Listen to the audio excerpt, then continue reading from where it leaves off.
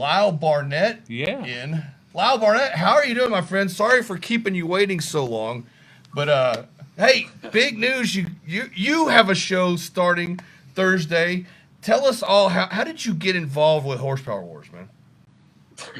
Yeah, it does. It comes on Thursday night. I think it's going to start at 8. But um, James Lawrence and the crew at Power Auto Media, they came up with this idea, and they put it out there at the beginning of the year. This is what we're doing. We want teams to apply, teams of 5, and we'll just see what we get. We'll pick from those, and we're going to have a show. And so Bigun and I we were put we were actually putting a dart together one night, and it came up, and I'm like, dude, we should do this, and we started reading through it, and he was like, oh yeah, that sounds cool, and we asked Pete, we asked Bailey, and Chad Reynolds, and Jason Smith, our guy from TBM Brakes. We kind of figured that's who we wanted, and we asked them, and they were like, oh yeah, man, it sounds cool, not honestly not really thinking that we were going to make it. I mean, they're taking applicants from all over the country, I guess. I don't know. I mean, they could have took them from all over the world. I don't know where all they came from. But so we put an application in. We made our video and stuff, and we made the top 10. And I'm like, damn, that's pretty cool. And we kind of started thinking, we probably got a pretty good chance of doing this. Is this, can we do it? And everybody, we kind of put our heads together, and then we made the top 5. They picked Stinky Pinky and Bodie as the Power Auto Media picks. They had the Dream Team, and then they were taking a fan vote, and we ended up winning the fan vote, so we were in. Well, you should have been a shoe in. Sudden, You got the owner of Bank Shift with all of his fans on the team. Well, how smart was my that? Thought on that, Doug. My thought on that, Doug, was that we were probably. They figured we were a shoe-in anyway, and they had to pick who they thought were going to bring the most attention as far as street outlaw guys.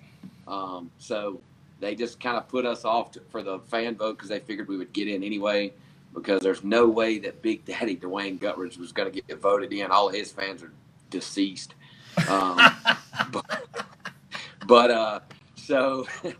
So we got voted in, and, I think it was a good pick. As far as the Power Auto Media choices, if you look at it from a viewer standpoint, that's knowing who Bodie is and knowing who Stinky Pinky are as far as street outlaws. I'm sure there's going to be some fans who tune into this expecting them to just, throttle down and stomp the rest of our ass. But I'm not going to give too much insight, but everybody except us are worried about how it's going to go at Norwalk. Well, I mean, come on. You drive the fastest leaf spring car in the world. You've competed at Radio versus the World level. I mean, you've built and tuned and worked on, as crewed on cars at the top level, with the exception of NHRA. I mean, at the highest level of radial racing and whatever. I mean, well, your list of accomplishments goes so long I don't even have time to talk about it. But I mean, you can't. You're not a scrub, man. Right. I mean, I get a lot of the credit, solely for what I have accomplished. But I'm just kind of the monkey they stick behind the seat and let go of the button. Eric Yost of Customs by Bigun here in Mooresville, North Carolina, is 100% behind my chassis setup.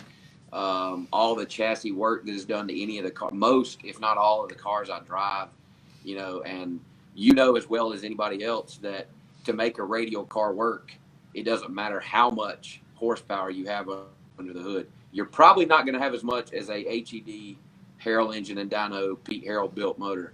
You might come close, but you probably won't have that much. But nice that if you have that much horsepower, it takes a good chassis to get it down the racetrack. I've always told Bigun and told everybody that's the majority of the reason why I have been so successful. The two names I just mentioned, Eric Yost of Customs by Bigun and Pete Harrell of Harrell Engine and Dyno, who builds the motors for all the cars I drive. It's 100% because of them. My team, my dad funded my way into drag racing completely, and he's the reason that I was able to do what I have been able to do what I've done so far. So I try not to take any credit at all. I mean, those guys are the brains and behind this whole operation. So a huge thanks to all of them. I mean, I try to tell them as much as I can, but they are the reason that we are as successful as we are as a team. Jason Digby just literally handed me the opportunity to be the fastest man on leaf springs. He just gave it to me. Here, bud, get in this driver's seat, put your freaking seatbelt on, and go to the top. And that's what we did. And that's what we're gonna do with the car that has been coined the name Beer Money. Well, because that y'all are just a beer drinking team that a car project breaks out at every night. Right, yeah. We went there to drink beer and build a badass race car. So give us the show premise. Right.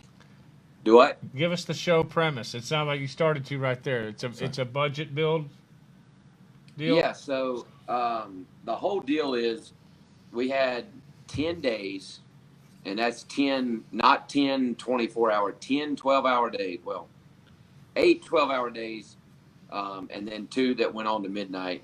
But and we had $10,000, $7,000 in summit credit, and a big thanks to them. They stepped up and gave all 4 teams $7,000 in summit money for this build, and then we got $3,000 cash. Now $500 of that bought our car. So, when we got there, they handed us $2,500 because $500 of that paid for the car that we got. So we had $2,500 cash. $7,000 in summit credit, and a rolling chassis, and they said get busy. So you didn't get to pick your car? Do what? Did you get to pick your car? We did. There were competitions that determined the order in which we picked. You will see that Thursday night, how that worked out. Okay. You're not going to want to miss it because it was a little drama filled. But where are we going to watch this? So, horsepowerwars.com. Okay. Yep. Horsepowerwars.com. It will also be on the Facebook watch deal. I think you can watch it on our YouTube channel, but horsepowerwars.com is going to be the easiest way to watch it. Okay. And I think that's 8 o'clock. Yeah, 8 o'clock Thursday night is when it debuts. But, I mean, we literally rolled the car in the shop, and they said, here you go, do whatever you do, and we immediately started ripping that son of a bitch apart. All the interior out, I mean, we hacked the front end. I mean, we did a lot. Like, I think, I don't think anybody quite, everybody's kind of looking around like, what are they going to do? What's everybody doing? And when we carried half of the front end of that car out of our bay and threw it outside, there were a couple teams over there like, damn, we are screwed. But that's like if you guys went together and bought a $500 Fox body and you brought it to Bigun shop and said, this is what I want to do, that's what's going to happen. He's going to hack half of the front of that thing off. He's going to reinforce the rear. I mean, that's just the way it works. If we were going to build a Fox body, we may build a Camaro or something else. I'm just clarifying that. Well, I mean, it doesn't matter what you build. Yeah. You build a first gen Model T. That's probably what Bigun's going to do to it. We just didn't want to give away anything. Do what? We didn't want to give away any ideas or assumptions or anything like that. So I mean, we had a plan when we left North Carolina. Well before that, we had been having team meetings and conference calls because Chad and Jason are both from the California area. So we had been brainstorming. We had a list together. Like when we showed up there, we knew exactly what we were going to do. We knew exactly what we needed to order. And we were screwed if we didn't get the car that we got. Not screwed, but it was going to set us back. Like it was a total game changer. We were going to have to do some things, and we got what we wanted. So we just hammered down, on the chip as soon as we got the car in the shop. and we were the first team to fire, first team on the dyno. You know, we did exactly what we wanted to do. So as far as that's concerned, you know, I think that we, as a team, we worked the best together. We got the most done in the shortest amount of time, and I will go out on a limb, a big one, not a small twig, and say that if we don't win in Norwalk, it will be a disappointment. Gotcha. Well, Did high y'all expectations. did y'all spend every penny of the budget? Did they give you any I'll tell you, leeway? when we were the last day, Jason, who handled our financials, you know, he was the accountant and dumpster diver. But the last day, our last purchase from Summit was curb feelers, Just to get to the. and we are putting them on. I love it. That is awesome, man. That's awesome. Yeah, So we what? were. I think I'm not 100% sure on this, but I'm fairly certain that we were the only, if not one of two, that stayed under budget. Okay. But that's will all come out obviously What- when the show comes out. That's Now, awesome. some of the questions are: were you allowed to get sponsorship parts from a company or no? Mm-mm. So no, now we got sponsorship, which I was going to get to. Motion Race Works. Yes. It was on our dime to get there, on our dime to stay, to get around and eat, except for lunch. So Okay. you know, I mean, you sit down, it wouldn't take you long to whip your calculator out and figure out. I mean, that wasn't a cheap trip for, you know, four of us to come from North Carolina, two Ohio. from California, take 14 or 10 days off of work. We were there for 14 days. So stay for 14 days, you know, round trip flights. Doug Cook, Andy Cook, everybody at Motion Race Works, Brian Neal, and everyone at Line to Line, Abradable Powder Coatings, and Jason Smith, who was one of our team members, and TBM Brakes. Those three companies combined stepped up and paid for our entire trip. Very cool. So we did not come out of pocket at all, which was awesome. You know, I've tried to tell those guys repeatedly, you know, that we really appreciate what they did. And, you know, they made it possible. But as far as parts and stuff was concerned, zero sponsorship. If you brought a part in the door, like my DeWalt here, you know, like say this was a part for the car, and I called Doug Johnson here and I said, "Hey Doug, I need that. What do you want to sell it to me for?" And I tell him what it's for. "Oh man, you can have it for $5. Are you going to go to Lowe's and buy that for $5? No." So when you walked in the door with a part, it went into impound. They determined what it was worth. So, you know, we bought a couple of used parts, which we utilized for the car. And you don't just get them for whatever. You know, they determine what it's worth, and that's what you pay. Now, you may not pay that for it, but out of your budget in which they are keeping, it comes out. Oh wow. So we may have bought it for $5 from you, but if they say it's $100, then there's $100 coming out of your budget. Very cool. So, you know, I mean, it made That's it. very and smart and they- it keeps it legitimate. You should have gave Doug the whole Right. 100. Yeah. Yeah. Go on, man. And you'll see in the show, and when they release the episodes, there was some pretty heated drama that surrounded some problems with that. You know, some teams tried to sneak in some stuff, you know, that was, oh, this is, you know, straight out of something or whatever, that really wasn't what they claimed it was. So Okay. there's, you know, all that'll play out, and Sweet. it gets pretty good. But, you know, we're drag racers. You know, you guys have done it. You know, you swim in the gray area. You know, you're in it both feet all the time. You and push James, the James envelope. Lawrence Yeah. knows that. He races our Radio versus the World, was big time in the NMRA and MCA days. You know, he knows about people screwing with the rules, and they were ready for that, and they did an excellent job. You know, keeping stuff in order. You didn't bring anything in that shop that wasn't looked at, and they were allowed at any time, anywhere to come over and take a look at what you had going on. So, and any team was allowed to. You know, we weren't petitioned off. We weren't in individual shops. Any team could walk into our shop area at any time of the day, and they did. You know, in fact, at the end of the day, when we were cleaning up and drinking our first beer since we've been there, Most of the teams made their way into our shop, to take a look at what we had going on. And there was a reason for that, but we'll leave that for the show. Good job, We man. This is gonna be good. Yeah, I think that we're all in a group chat, the competitors and stuff, and poor Big Daddy Dwayne Guttridge, he cannot accept the fact that when we go to Norwalk, it is just going to be an ugly, just ass stomping.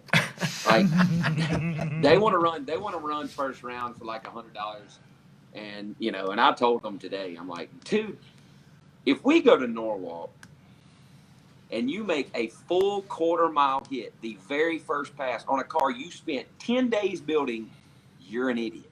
I mean, we eighth mile race predominantly, and rarely do we make full 8th mile passes when we are testing. We run to the 330 and we shut it off. Safe parts, what it's going to do out the back, but you'll see how they did on the dyno. It was, they tried to show what they were toting, but he's worried. He won't admit it. If you called him right now, he would, he'd stand up on his stool and he would tell you just how. He would flex first, and then he would stand up on his stool. Right, and bust out of his small shirt. But he would tell you that they're the baddest and blah blah blah blah blah. But everybody's worried. Stinky Pinky and not Bodie and the Dream Team were in one shop. Bodie was in one just adjacent across the alley to us. And we really enjoyed being in there with Stinky Pinky and those guys. They're a hoot, man. I told them we went to dinner the last night, and I told them, I was like, y'all are the most unprepared MFers I have ever seen coming to a competition that had a time restraint on it. Like, I mean, they spent the first few days just trying to figure out what they were gonna do. Oh my God, it's wild. But we had a great time there. Stinky and his dad Carnes, and those guys, man. And they are just a freaking hoot, man. Their videos were top notch, though. Yes, very good. Right. They did spend more time being creative on making videos than they did planning on what they were going to build. Right. Well, this was, we took it serious as a build and a competition, but this is also, this is a TV show. This is reality TV. This is what, they did well. I think we did a good job as a team, keeping it fired up and doing different things here and there. And I think that our team and Stinky Pinky combined, they did a good job of that. That's cool. Well, hey, good luck. We're going to be watching for sure. I can't wait till Thursday and Saturday for Emily Williams' show. So, yeah. It's just cool that, Brian Lowens has 3 shows. We have this deal, but we're doing some stuff technical that's going to be released this week. I hope now that I got a new computer that we're doing some builds on the wagon, the 66 Chevelle wagon. And it's just cool to see more actual well-produced TV stuff now that we've lost pastime and Pink's all out and all that kind of stuff. So, and that, and the Power Auto Media guys, like, I've never done anything like that. I've never, spent a bunch of time in front of the camera, like, been followed around and stuff. And those guys, they had like a little confessional room that you went in and, you talk shit about everybody else. And, oh yeah. It was cool. Like, I was very impressed with how well organized and how they did it, and the competitions they had put together. Like, it was neat. I think everybody's going to enjoy it. James and I talked last night and we've talked about it a couple of times. I think that this is going to go really well. Like, this may be the beginning of something big. Cool. If this thing gets its legs, like myself and the rest of the people involved, if it gets its legs like they think it's going to, I think it's going to be something cool. It could be something that you see for years on end. Big names stepping in, champions returning. I think you could see some cool stuff going on. I think it's going to be interesting. Very cool. Awesome. So how many episodes? There's 11 between now and when we go to Norwalk, which is September the 13th through the 16th or 14th through the 16th, 2 weeks before Georgia, which makes me sweat bullets. Yeah. Because we have a brand new combination going in the dart. Well, not a brand new combination, new billet block. We've got new stuff going in.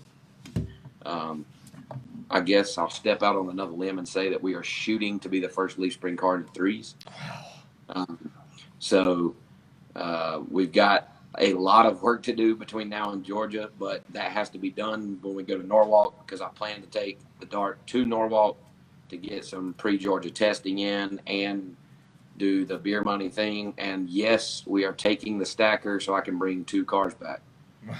So the deal is, if you win, or when we win, we get $10,000 and we get to keep the car that we built during the Horsepower Wars 10K drag shootout. So we get to bring the car back. It's ours to do as we will, and we plan to run the absolute dog shit out of that thing. That's awesome. There will be LS carnage everywhere. Another teaser. Cool. But yeah, so and you're gonna be busy because you're going to Bristol too to watch some Street Outlaw shit. Yeah. I definitely gotta, if as long as I can manage to do it fitting around the schedule. I do want to go watch those guys run for 200,000, because that is just crazy, mind blowing. Yeah, I mean that is insane. Yeah. So yeah, hopefully I'll see some of y'all there. Yeah, very cool. Well, hey, thanks for coming on the show, man. Greatly appreciate you being patient and waiting. And man, it's great having you on again. And we do the Better with Bob segment now, and he every week talks about safety, and let's remind those drivers what they need to be wearing in their car, no matter how fast it is. Yeah, in the Southeast, it is like grudge nation. There's so much grudge racing, so much no time shootout racing, and I'm not knocking the promoters, I'm not knocking the racers, but I attend those if they're local. We race at a couple if they allow class cars in, and it is just unbelievable at the lack of safety in that area of the drag racing world. There is a very well-known grudge racer that I will not mention his name, but I've seen him in a car with no gloves, blue jeans, a little thin paper jacket, a dirt bike helmet, and tennis shoes, and I'm like, dude, they're going bottom 4s, I would guess. If you've watched enough drag racing, you know about how fast somebody's going most of the time. And it's just, I think that part of the drag racing world has advanced so fast, just like Radio versus the World and any other heads-up drag racing, that horsepower and going fast has taken over, and safety has just kind of been left in the background. You just don't think about it. Well, so-and-so bought a Pat Musey, so that's what I'm going to do. But, damn, that's going to cut my budget down. I'll just keep my old fire suit. It's comfortable. It's got the holes in the knees in the right places, so I feel good when I sit down. But, most people know that, probably all that are watching the show, I got burnt pretty bad almost 3 years ago, which is insane if you think about that. That's 3 years ago, I got burnt at South Georgia at No Mercy 6. But, and I was wearing pretty good shit. But there were a couple places that I was not as safe. I didn't have good gloves on, which was not anybody's fault but mine. I didn't have my boots. I had on decent shoes, but not good ones. Nobody's fault but mine. No head sock and no visor down. So, and I, unfortunately, I learned the hardest way. But, I think a lot of people learned from my mistakes. And, if you're in a heads-up car and you're running in the mid-4s, the bottom 4s, especially if you're boosted on alcohol, you need to have good stuff on. And I don't mean, your uncle's top sportsman leftovers from 04, like I'm talking about 15 SFI, 15 to 20, at least 15. That should be a minimum. In my opinion, that should be a minimum. But like I wear 20. I got brand new 20 stuff. Got the big skirt on my helmet, the thick visor, the big gasket, a head sock. I wear 20 gloves. I wear 20 shoes and the over boots. I mean, I could literally get in a top fuel. I could get in a fuel car if I, if given the opportunity. Anybody looking for a driver, I'm good. But it's such an easy thing to overlook. You've got on a fire suit, you've got on a helmet, you've got on gloves, and you've got on shoes. Well, how good are they? How thick is the material that you're putting on? If I posted something a little while back about the ratings, how long you have, depending on what level, SFI rating you're wearing, and the 15, I think, is 30 seconds before second degree burn. And I burnt for 28. Wow. And I had on 15. So, I was just 2 seconds from being really burnt. Yeah. But I had on a 15 suit, jacket and pants, but I had on 5 gloves and 5 shoes, and they were done within the first 10 seconds. Wow. They'd done all they could do.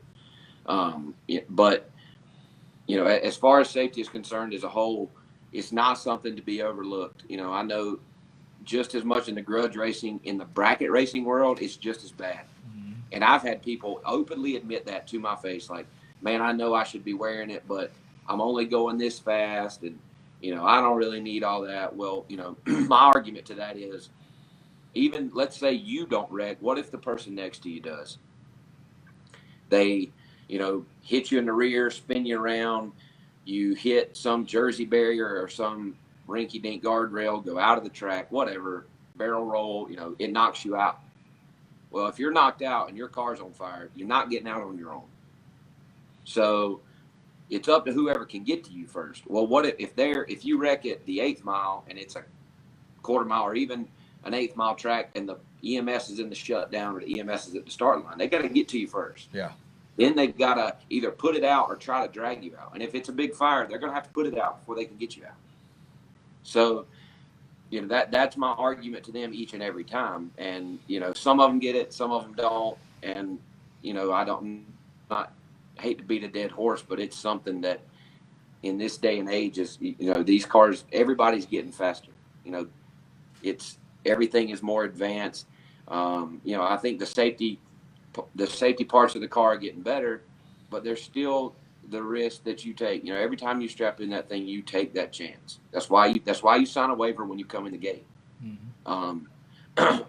But and to end it, something that we started paying attention to and requiring when we go test is EMS and fire at the track. I tested that Corvette that I wrecked at a local track, and it was my team and the starter, and that's it. Yeah. And I think the mindset when you go to a test session is that, well, I'm just testing. Well, what are you testing to do? Testing to go slow? Yeah. No, everybody tests.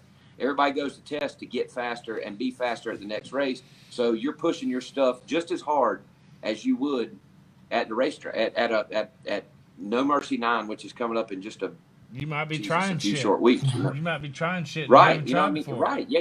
You could have something new in there that's why we're test. Going to try this, but it may not really work. Well, if it really doesn't work, then what? Yeah. So you're exactly right. So, and a huge shout out to Jimmy Bradshaw, Dana Bradshaw, Russell, and D.D. Miller at Darlington Dragway. You could show up there at any test session. And I mean, tonight they're having a radial test. And I guarantee you there's EMS at the starting line, there's fire at the starting line, there's EMS and fire at the top end. And I'm not going to say I was the reason for that, but Jimmy and I have talked about this. He was like, you will never come here and see a lack of EMS or safety personnel here. And they are there every time. And, that's what needs to happen. Some of these tracks are trying to get it in order. I know it costs more money, but both of you guys know that the sport of drag racing is not a cheap hobby. Yeah. If you can afford to compete in this, you can afford to pay an extra $100 or $50 a piece for a private test session to have good safety personnel at the track. And that's what I think all tracks should demand is, yeah, we're still going to prep for you. We're still going to have a good racetrack, but you're going to pay an extra whatever it costs to get the EMS and the fire there. Because you just don't ever know, man. It could happen at any time. I mean, I had made 3 or 4 passes the day I wrecked. We rolled into qualifying with a good tune-up in the car. We were ready to go, and it was a freak accident. Yeah. You don't ever know when it's going to happen. It could happen the next time you strap in, and you just need to make sure you're ready.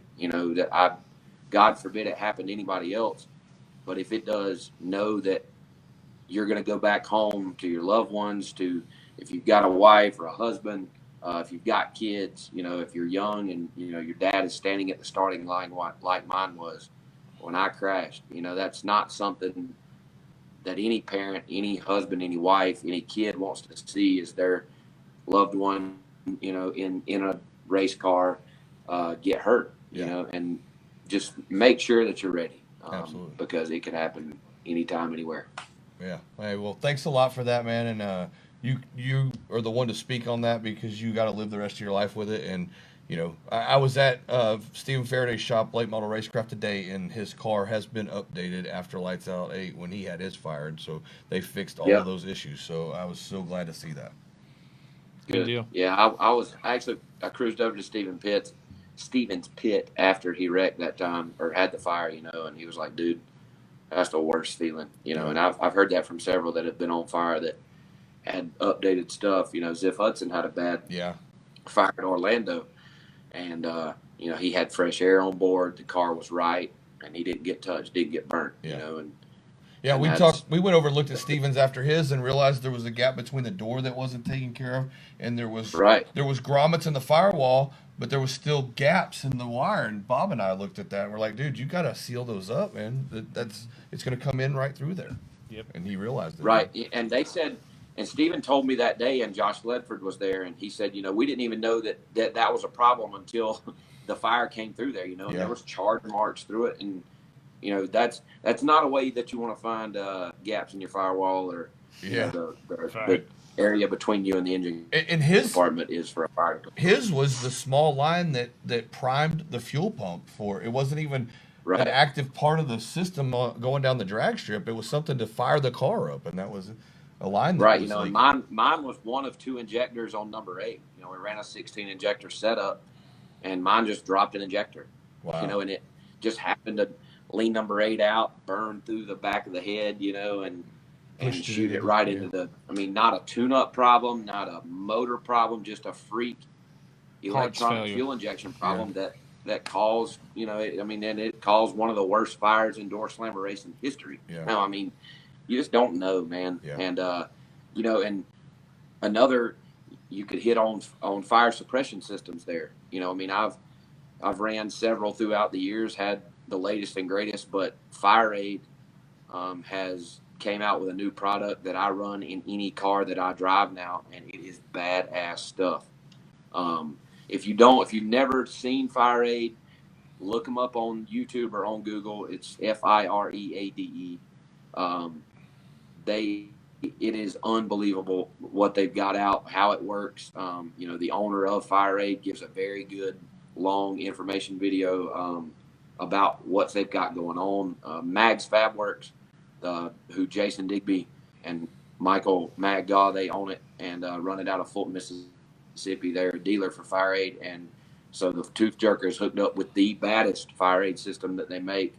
It's got auto sense, which is just like the beaker up in your fire systems in for instance, like a school or a hotel. When it reaches a certain degree, it ruptures and sets the system off, and they have a system that does that. Oh, that's bad. And in my fire in particular, in the Corvette, if I would have had that, it would have probably prevented the majority of my fire. Yeah. But unfortunately we didn't, and I've still got the pull handle option in there, but I strongly suggest if you can, if that's something you're interested in or interested in switching, look up FireAid, man. It's cool stuff. Very cool. Yeah, we'd have to check with them on the in Houston if that would the heat here would set it off just sitting in the car. Shit. No shit. All right, Lyle. Hey, congratulations on the show. You're going to be a big TV star now. Don't let it go to your head. Well, I'll have to open the garage door to get out of here. Hey, well, you've been on Thunder Road Show twice now, so that's a big deal. Right. Yeah, returning member. But Yeah, tune in Thursday night, 8 p.m. HorsepowerWars.com. On again, and we'll see you soon, dude. Good job. All right, dude. Sounds good. Thanks man. guys. Bye-bye. All right. That was awesome. Man, what a solid dude. No shit.